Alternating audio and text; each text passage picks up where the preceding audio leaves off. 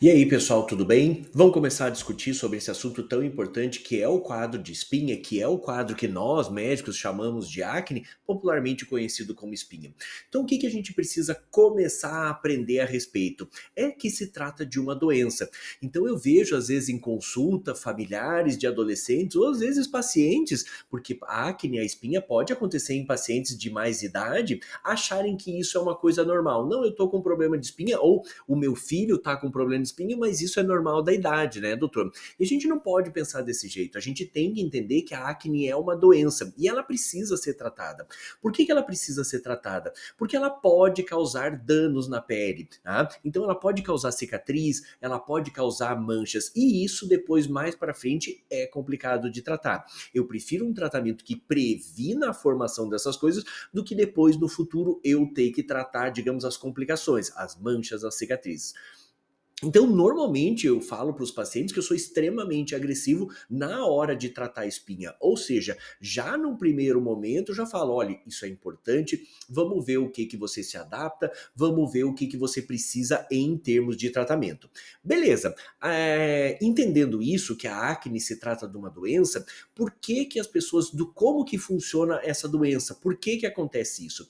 É mais comum de acontecer mesmo a acne no período da adolescência, que é um período onde os hormônios começam a subir. E ela tem muita relação com o hormônio. A acne é um distúrbio hormonal, ou seja, Guilherme, se eu tenho problema de espinha, quer dizer que eu tenho um problema hormonal? Não. O que você tem é uma alteração genética que faz com que a tua glândula sebácea seja mais responsiva a esses hormônios. Ou seja, a quantidade de hormônio pode ser normal, só que quando esse hormônio se liga, essa glândula sebácea ela fica muito ativada. Quando ela fica muito ativada, ela produz muito sebo. E além disso, se você tem uma alteração na tua pele que ela obstrui um pouco a saída dessa glândula sebácea, aí você tem um fator, aí você já tem dois fatores para ter espinha, uma alteração genética que faz com que você tenha uma glândula sebácea mais ativa, uma alteração genética que faz com que você tenha uma pele que facilita essa obstrução. E nos pacientes que têm acne, a gente sabe que eles têm uma população maior de um certo tipo de bactéria, que a gente chama de Propionibacterium acnes, que faz o processo inflamatório, faz com que tenha uma facilidade de formar aquele pus.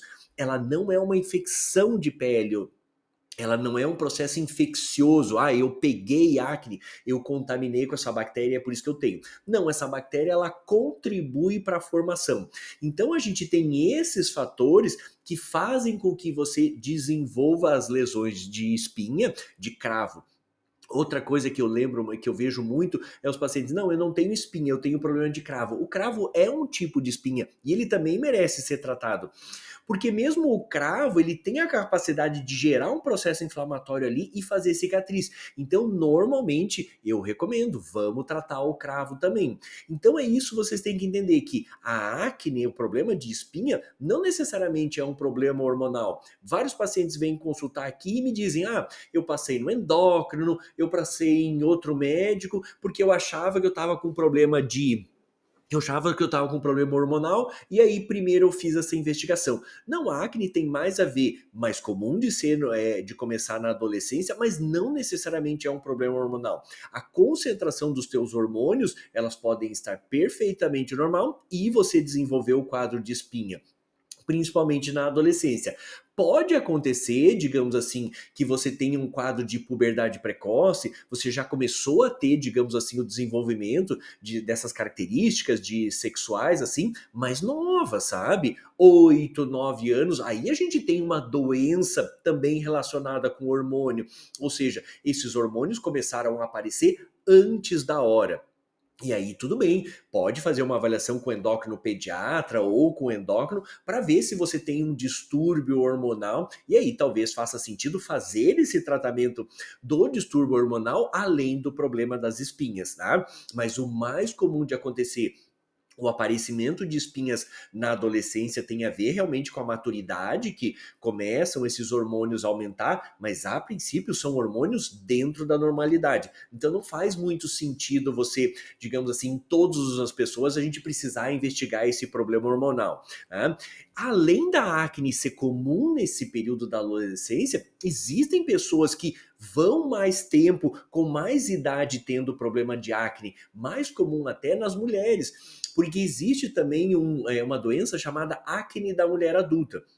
Então, mulheres, às vezes, com 45 anos, também podem ter esse problema. E o interessante é que são pessoas que, às vezes, não tiveram espinha lá na adolescência e começam a ter numa idade um pouquinho maior, ali no próximo dos 40 anos. Também é um tipo de acne, tá? Também é uma doença relacionada à acne. Ah, Guilherme, então nessa idade, o que aconteceu para ela desenvolver as espinhas só numa idade mais avançada? Característica, né? A genética dela fez isso. Pode acontecer dela ter espinha na adolescência, continuar até uma idade mais avançada. Semana passada mesmo atendi um senhor de 70 anos que continuava reclamando de muita oleosidade e de estar fazendo espinha. Imagine, desde lá do período da adolescência até ainda os 70 anos e ele reclamando de problema de espinhas. Então eu tenho pacientes às vezes de uma idade bem jovem, até puberdade precoce. Eu lembro de uma paciente de 9 anos que a gente começou a tratar espinha, até pacientes ali, 70 anos. Então, olha o tempo que a gente tem essa doença incomodando, essa doença atrapalhando a nossa vida. E eu volto a dizer, a gente deve interpretar ela como uma doença e deve ser tratada. Então, assim, a gente consegue entender um pouquinho da doença, quais são, digamos assim, fatores. Uma dúvida que as pessoas às vezes têm comigo: Guilherme, tem relação com o alimento? Ah, eu como isso, eu como aquilo. Chocolate, muito famoso, de ter uma alteração, das pessoas acharem que tem alteração. Não, eu como muito chocolate e é por isso que eu tenho espinha. A verdade é que parece que o chocolate em si não é o problema. O problema seriam os açúcares, né? O açúcar que vem junto do chocolate. E alguns estudos mostram que talvez o leite também possa ter essa relação. Mas você pode me dizer numa consulta, Guilherme, mas quando eu como mais chocolate, eu tenho mais espinha. Pode ser. Por essa quantidade de açúcar maior, você faz um pico de glicose e depois você faz um processo inflamatório. Então só que isso a gente não pode dizer para todo mundo. Eu não posso dizer para todas as pessoas que assim, não comam chocolate, não comam isso porque senão você vai ter espinha. Isso vai ser muito relacionado à individualidade. Então, quando eu oriento alguma coisa, é que eu digo assim, olha, a maioria das pessoas que fazem isso tem relação com a formação de espinha e o alimento às vezes não tem muita relação. Então, se você tem problema com as espinhas relacionado com alguns tipos de alimento, acredite, eu acredito em você, mas isso eu não posso jogar para todo mundo. Então, se você tem esse problema, todo mundo vai ter espinha por causa da alimentação, tá? Então, assim, tem algumas coisas e muito relacionado com espinhas que às vezes são mitos. Então, com relação à alimentação, não temos tanta comprovação científica de que sim, que não, é comprovado que dependendo do alimento, que com esse alimento tem isso. Coisas que a gente tem comprovação científica. É claro, pessoas que fazem uso de hormônios, que tomam bomba, essas coisas, vão ter um quadro de espinha, podem ter espinhas mais graves, aí sim a gente tem uma comprovação bem clara. Várias pessoas, e hoje em dia a gente está no momento de, digamos assim, de muito da estética, da beleza, acabam usando esses hormônios e depois vêm reclamando para mim que estão cheios de espinhas, começaram com espinhas no peito, espinhas nas costas, porque e isso eles não tinham antes. Então, assim, isso sim, isso tem uma relação bem clara. Quando você aumenta a quantidade de hormônios masculinos, como a testosterona, esse hormônio vai se ligar na glândula sebácea e vai fazer com que ela produza mais sebo, ou seja, você vai ter uma pele mais oleosa e também vai ter uma chance maior de ter espinhas. Assim como esse hormônio em maior quantidade pode, se você tem uma predisposição genética, se ligar no teu folículo piloso e provocar queda de cabelo. Vai se ligar, digamos assim, no teu cabelo e o cara que usa bomba acaba ficando careca. Então, tem relação. Se você está usando um hormônio como esse, coisa que eu não recomendo, digamos assim, talvez como a orientação médica, um acompanhamento médico, você pode ter uma tendência maior de ter espinhas. Puxa, aí sim, aí a gente vê essa relação, é uma coisa importante. No geral, as pessoas se preocupam muito quando vêm consultar, numa primeira consulta, o porquê está tendo isso. No adolescente, tem mais ou menos essa ideia. Adolescência, aumenta hormônios, aparece. Em outras idades, aparece às vezes uma preocupação de alteração hormonal, alguma outra doença. Às vezes pode ter isso, alteração hormonal associado, mas a maioria das vezes tem relação com isso, com genética, tá predisposto. Eu acabei de falar, por exemplo, das bombas, dos hormônios, da testosterona que acabam usando. Um outro medicamento que pode gerar espinha também é quando você tem que fazer o uso de corticoide. Você teve uma alergia, você teve às vezes uma dor nas costas, ele funciona como anti-inflamatório, fez uso dessa medicação e depois de um tempo apareceu espinhas. Pode acontecer? Pode acontecer sim. Então, o uso de corticoide, além de todos os problemas que o corticoide também está associado, claro que quando bem indicado, ele é super recomendado. Mas o uso de corticoide também pode estar associado ao aparecimento de espinhas. O corticoide, ele é um hormônio, lembra que eu falei? Sempre faço esse joguinho para os pacientes, que o hormônio se liga na glândula sebácea e o corticoide também é uma substância que vai dar uma estimulada nessa glândula sebácea, ela vai produzir uma oleosidade.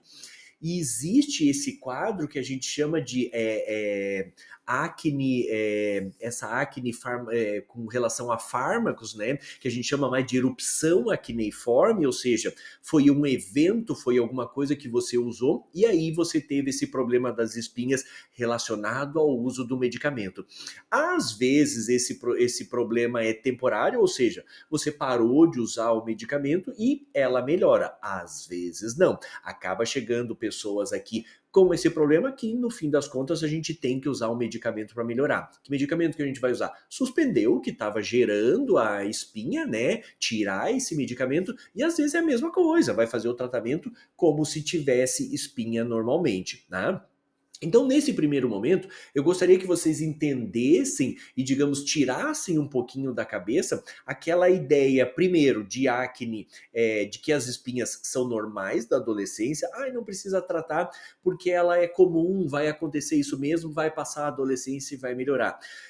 Não recomendo pensar desse jeito, pessoal. A espinha, ela altera a autoestima, principalmente do adolescente que já está numa fase bem complicada, alteração hormonal, mudanças na vida, mais esse problema de espinha. Então, não vamos pensar desse jeito, vamos pensar que ela é uma doença e ela merece um tratamento, ela deve ser tratada, né? Tendo muitos jovens, há muitos adolescentes que chegam aqui muito incomodados com esse quadro, não querem ir mais para a escola, não querem encontrar amigos por causa dessa, digamos, baixa autoestima que as lesões das espinhas provocam. Então não vamos pensar desse jeito. Ela é mais comum de aparecer na adolescência, mas ela tem outros períodos de vida que ela pode aparecer também. E não necessariamente quer dizer que é uma doença. Pode ser porque para você está predisposto. Você acabou, digamos, você tem isso na tua genética. Entender desse jeito é super importante. Tá? Então, ela pode acontecer em outros períodos de vida. Ela pode ter relação com algumas coisas, a gente vê, relação com alguns medicamentos, tá? Pode ter relação, digamos, com algumas outras doenças que alterariam essa parte hormonal, mas daí já é mais viagem, eu acho que a gente é muita coisa para a gente conversar aqui. E o principal, a mensagem inicial que eu gostaria de dizer assim, ela tem a ver com genética, tá? Alimentos, às vezes a gente não consegue comprovar isso, eu não restringo, digamos assim, medicamentos para os meus pacientes, medicamentos não, alimentos para os meus pacientes, sem a gente ter uma certeza de que realmente aquele alimento faz parte para você. Se você percebe que tem essa alteração, beleza, pode ser que seja uma coisa para você, mas eu não posso extrapolar isso para todo mundo. Então, um entendimento inicial das espinhas, de como elas funcionam e de como elas, por que a causa delas e período da vida que elas acontecem mais. Eu espero que a gente vá discutindo mais, às vezes, informações sobre isso, de que ela é mais comum nisso, mais comum aquilo, mas nesse primeiro momento, nesse primeiro vídeo que a gente está começando o canal, eu gostaria de explorar isso daí. A acne é uma coisa que a gente deve interpretar como doença, se é uma coisa que está incomodando, a gente deve tratar, e normalmente eu acho que deve tratar, porque depois no futuro as cicatrizes, os problemas que ela causa são piores para mim tratar. Digamos, eu tenho que tratar cicatrizes, manchas de acne, é muito mais difícil do que no momento inicial eu conseguir tratar isso. Tá bom, pessoal? Primeiro vídeo, tô começando a conversar com vocês, estamos começando a explorar esse assunto. Eu espero que vocês gostem dos vídeos, eu espero que vocês mandem perguntas, mandem dúvidas para mim e a gente vai conversando, a gente vai respondendo, tá bom? Espero que vocês tenham gostado. Esse é o meu primeiro vídeo falando sobre isso. É um assunto que eu gosto muito, é um assunto que eu gosto de discutir e a ideia é eu ir trazendo. Depois, conversar alguma coisa de medicamentos, de cremes, de sabonetes, essas coisas, eu vou trazendo esse tipo de informação, tá bom? Grande abraço para vocês, até mais, até o nosso próximo vídeo, tá bom? Tchau, tchau.